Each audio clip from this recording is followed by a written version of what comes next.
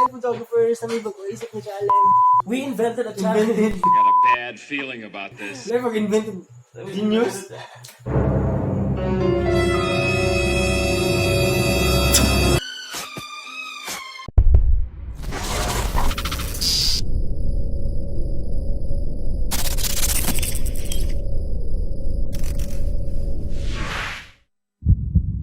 Hi, Hi, photographers! So tonight we've created a challenge called Portrait Your Mama Challenge. And this time, Kat will do the first challenge.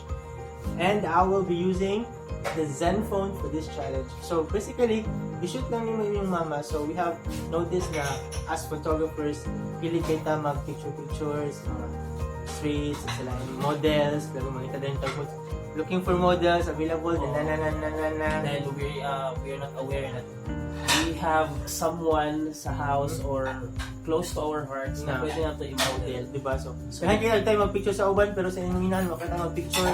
Anak kakawe, batasan. So, actually this is an intimate challenge na para at least mag-give lang tribute sa lahat, diba? So, para natin mag-picture o mag-support sila sa mga fashion. It's one of the ways na nahanaan mo na to give back to our Actually, yapo na. kasi sa ako na Ikaw na po gusto niyo.